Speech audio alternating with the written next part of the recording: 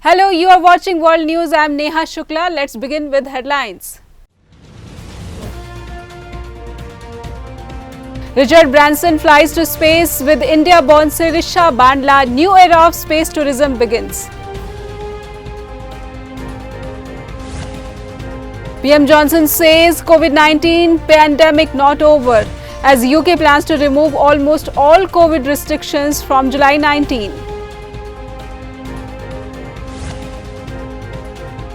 And in Singapore, for breaching COVID-19 restrictions, an Indian national jailed for 9 months.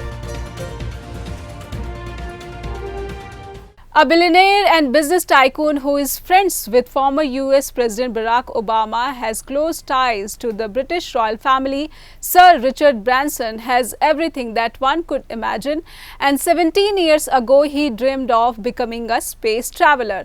On this July 11, Branson became an astronaut, ushering in a new era of private space tourism.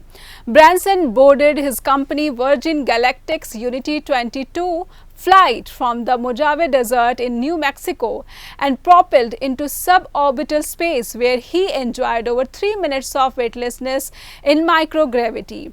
He was accompanied by India-born Sirisha Bandla and 4 other passengers. The 90-minute-long flight pushed Virgin Galactic ahead of its rival Blue Origin, led by former Amazon chief Jeff Bezos and Elon Musk. Space 10, which has largely ferried astronauts to the International Space Station, along with commercially transporting cargo to and from the flying laboratory. The Unity 22 flight, which was to take off around 6 p.m. IST, was initially delayed due to bad weather conditions.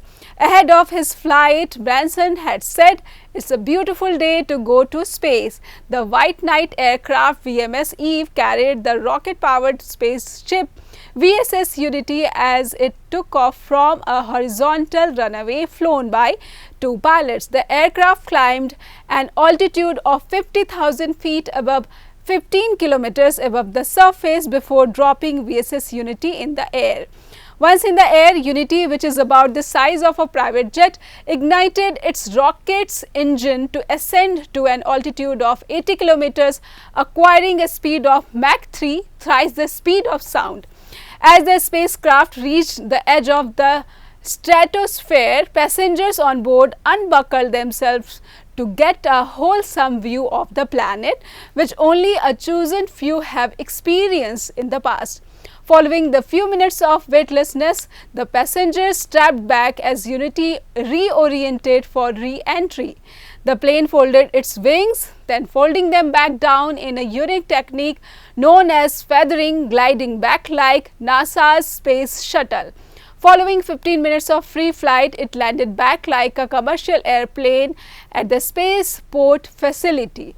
The rocket-powered spacecraft was piloted by Chief Pilot David Mackay, a Scottish-born test pilot for the Royal Air Force, and Chief Flight Instructor Mikhail Masuki. The other passengers include India-born Sirisha Bandla, Vice President for Virgin Galactic Government Affairs, who became the 4th Indian to travel to space after Rakesh Sharma, Kalpana Chawla, Indian-American Sunita Williams, Chief Astronaut Instructor Beth Moses, a former NASA engineer, was also on board. The July 11 flight with Branson on board came 17 years after he founded Virgin Galactic in 2004. The company is now set to open private space travel for tourists. The company is likely to launch tourists into space by next year after 3 more flights by the end of 2021. The company has already sold close to 600 tickets to people from 60 different countries. British Prime Minister is set to confirm that all remaining lockdown restrictions in England will be lifted in a week's time, while urging people to remain cautious amid a huge resurgence of the coronavirus. Johnson is expected to say at a news conference that face masks and all social distancing measures will be lifted in England on July 19. However, given the sharp rise in new cases, he is also likely to downplay talk of Freedom Day. The UK as a whole has seen infections soar in recent weeks as a result of the Delta variant. Daily infection levels are running at over 30,000, their highest rate since January. Most infections have largely occurred among younger people, many of whom have yet to receive a first dose of vaccine, though the government has warned that daily cases numbers will rise further, potentially hitting 1 lakh at some point this summer. It is pressing on with the unlocking because of the rapid rollout of vaccines. As of Sunday, 69% of the population has received at least one vaccine dose, while 52% have had two. The government hopes that the vaccine rollout has severely disrupted the link between infections and those needing hospitalization. However, there is growing evidence to show that the number of people requiring hospitalization and dying from COVID-19 are picking up pace too, though not at the same rate as infections. Still, concerns over the rapid increase in cases has piled pressure on Johnson to take a more cautious approach over the latest unlocking. For example, he is expected to recommend that people continue to wear face masks in enclosed places such as on public transport and in shops. Public health officials and scientists have been voicing their concerns, saying ditching masks and social distancing altogether could be dangerous. Professor Peter Openshaw, a member of a group that advises the government on new and emerging respiratory viruses, said it was vital to keep some protective measures in place, such as wearing face coverings. I really don't see why people are reluctant to wear face coverings. It is quite clear that they do greatly reduce transmission.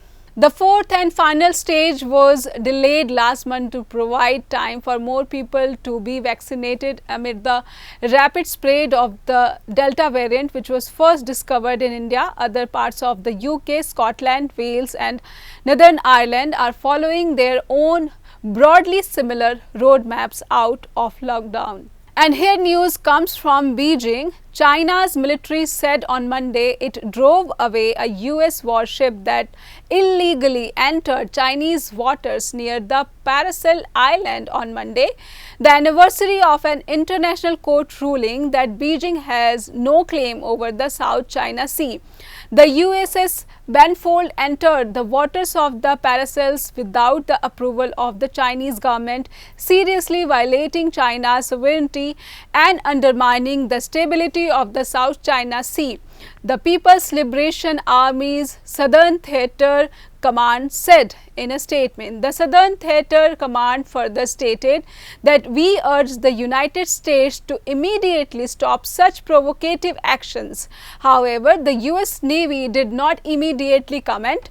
The Paracels are among hundreds of islands, reefs and atolls in the resources-rich South China Sea contested by China, Vietnam, Taiwan, the Philippines, Malaysia and Brunei, with Beijing claiming historic rights to resources within its so-called 9-dash line, or most of the region. On July 12, 2016, the Permanent Court of Arbitration in The Hague ruled that China had no historic title over the South China Sea. It also said China had interfered with traditional Philippine fishing rights at Scarborough Shoal and breached the Philippines' sovereign right by exploring for oil and gas near the Reed Bank. In a written statement on Sunday, U.S. State Secretary Antony Blinken said freedom of the seas was an enduring interest of all nations. Nowhere is the rules-based maritime order under greater threat than in the South China Sea. Blinken said the People's Republic of China continues to coerce and intimidate Southeast Asian coastal states, threatening freedom of navigation in this critical global thoroughway. A Tokyo hotel has apologized and removed signs saying Japanese only and foreigners only from elevators after the anti-COVID-19 precaution sparked outrage on social media ahead of the 2020 Summer Olympics.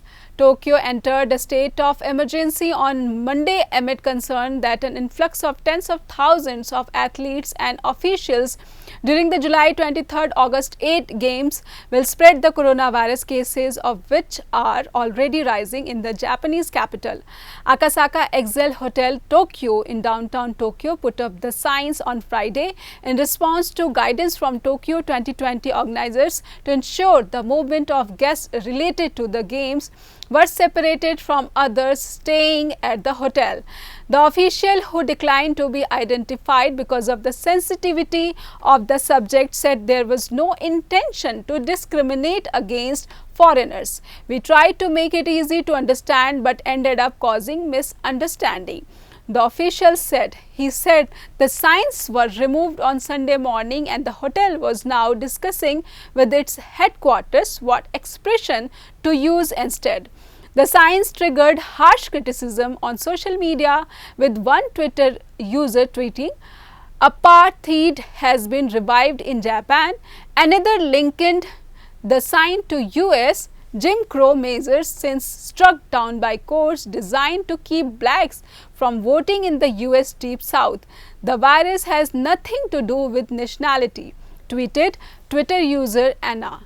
Japan has not seen the explosive coronavirus outbreak seen elsewhere but has recorded more than 8,15,440 cases and nearly 15,000 deaths. Tokyo alone recorded 614 new cases on Sunday, the 22nd straight day of week-on-week gains.